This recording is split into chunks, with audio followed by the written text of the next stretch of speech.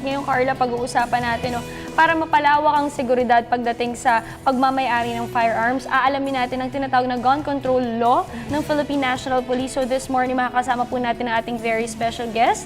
Let us all welcome Police Chief Superintendent Louie Tiroy Opos. Siya po ang Firearms Division. Good morning. Good morning. Dayan, good morning Carla. Naimbag na daw sa iyo amin. Sa ating mga kapatid sa Mindanao, Assalamualaikum warahmatullahi wabarakatuh. Peace be with you. Alright, so sir, umpisa natin para naman sa kaalaman ng mga viewers natin. Ano po ba talaga ang ginagawa ng Firearms and Explosive Division? Ang Firearms and Explosives Office is a supervisory and regulatory body with regards to the implementations of the firearms law and explosives law. So ngayon, mayroon tayong bagong batas with regards to the firearms and ammunition. So ito yung Republic Act 10591, which was signed by the President in May 27, 2013, and in which na-publish na po yan yung implementing rules and regulations last December 7, and it is now implementable since it has lapsed already for 15 days after its publication. So we are now fully implementing the law itself. At matanong ko naman po, ano po ba yung difference ng bagong law sa dating law? That's a good question, Carla. Sa dating batas, ang isang baril po, lisensyahan. Sinama lang yung pangalan ng tao. Sa bagong batas ngayon, it's just like having a driver's license. Ano po ito? Mayroon po kayong license to own and possess, and then you have a registration of all the firearms. So, makikita nyo ngayon sa bagong batas, makikita nyo yung tao at makikita mo yung baril.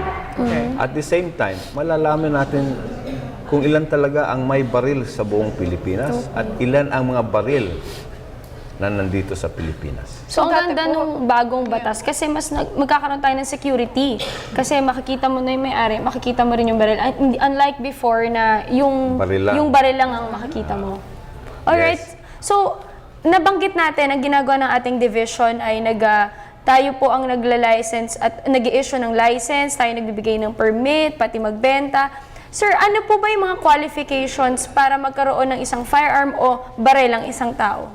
Well, one of the requirement is you're a natural-born Filipino citizen.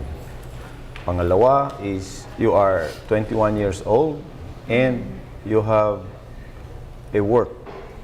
At the same time, you have to pass the qualifications. Ano ito? We are asking you, if you apply for a license to own and possess, to have your neuropsychiatric exam to be conducted by our own Philippine National Police Health Service. Okay. Pangalawa,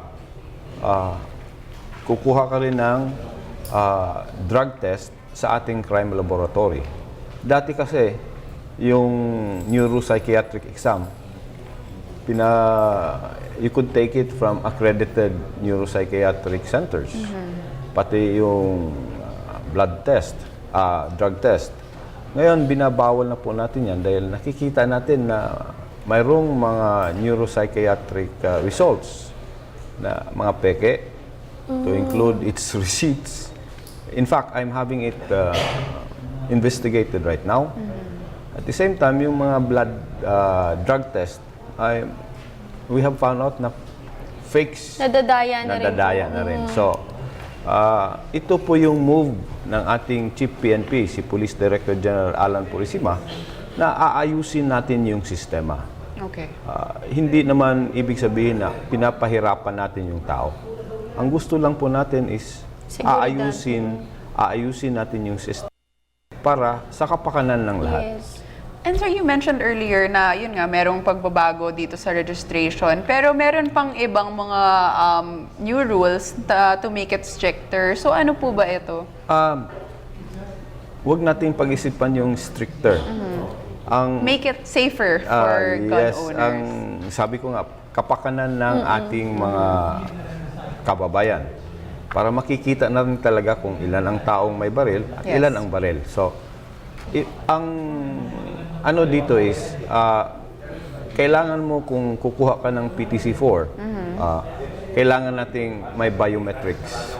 Ang biometrics is yung fingerprinting mo. Yun lang dun sa permit to carry firearms outside of residence. Ano po ang ginagawa natin ngayon tungkol dyan? So yung records mo na current when you apply for a license to own and possess, that record could still be used doon sa pag-a-apply mo ng permit to carry firearms outside of residence. Ang dagdag lang doon is biometrics. Now, in the application, inasiayos natin yan dahil yung old system natin old na yun eh. Kailangan natin yung new system para maibagay natin sa bagong batas. So ano yung new system natin? Pagpunta mo, pag-apply mo, which is to be done in our office sa Hakrami, is ang key dito is you have to submit a complete application. Meaning to say, kompleto yung requirements sa first step, and after that, it will be now systems generated. Okay. So, ang ini-introduce natin sa Firearms and Explosives Office is less human intervention. Para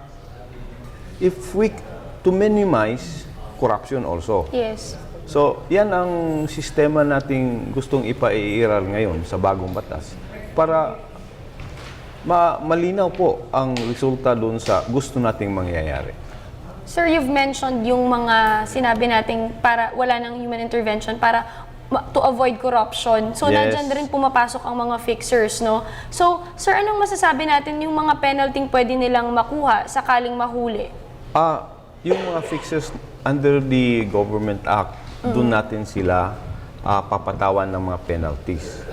Pero doon sa batas ngayon, malalaki po ang mga pataw sa like perpetua or life sentence kung 3 or more illegal firearms ang nasa iyo. Okay. Sa new law ngayon, at the time that the validity of your firearm license expires, then that license is illegal already. Unlike noon na yung hindi mo na-renew kaagad on that day, pwede mo pang bayaran ng penalties. Sa bagong batas, hindi na. Yung kung nag-expire ngayong araw yung license mo, illegal na yan. Okay? Sa old law, dati, you could own automatic weapons. Sa ngayon, hindi na pwede. So, sir, nakikita ko ang maganda dun sa bagong law, no? Kahit mas matagal yung proseso, mas mahirap yung pagdadaanan, ang maganda dun is yung seguridad na ating ibibigay at kapakanan ng ating mga mamamayan. So, Tama napakaganda dito sa bagong sistema. Pero ano po ba bukod dito sa bagong sistema na to, for 2014, ano po ba dapat expect ng mga viewers natin mula sa inyong division? Okay. Sa ini-explain ko pa, we would like to be transparent. Gusto nating isaayos yung proseso natin sa Firearms and Explosives Office. Dahil sa pag-upo ko nga, na-introduce natin yung good practices ng ibang departamento ng gobyerno natin. Like yung ginagawa ng DFA to send by courier yung passport mo. Yes. Ginawa niya nung predecessor ko, si Police Chief Superintendent Raul Pietrasanta, on the guidance of our Chief PNP, si Police Director General Alan Purisima. So, ganun ang ginagawa natin. Na-discover ko na 60 to 70% of this license card bumabalik po sa amin. Bakit? Yung address nila hindi tama dun sa nilalagay nilang address. So, nakikita tayo, going back to yung question, mayroon talagang mga tao na nag-fix doon. Yes. So, ito po ang gusto nating Tanggalin. i-cut off, itanggal natin para makikita natin yung mga datas natin talagang nandun o yun talaga ang tao. So, these are some of the things na we have discovered and we really would like to say na aayusin natin yan. Kailan pa ba natin aayusin yan? So, we are stunting it now and hopefully our will understand what we are trying to do because what we are trying to also promote here is gun responsibility. Kasi when you start application, when you start applying, kailangan kumpleto yung requirements. Kasi pag apply mo kung hindi kumpleto, hindi namin tatanggapin yan. Ibabalik namin yan. Dahil hindi naman namin trabaho ang mag-complete ng requirements mo. So, with that, if you have a complete requirement, it will equate into being a responsible gun owner. Alright, so ang dami nating natutunan this morning, Carla, lalo na dito sa tinatawag na gun control law ng Philippine National Police. So again, maraming salamat. Thank you for joining us this morning. That was Police Chief Superintendent Louie Tiroy Opus ng Firearms and Explosive Division. Thank you. Maraming salamat Thank you po. very much.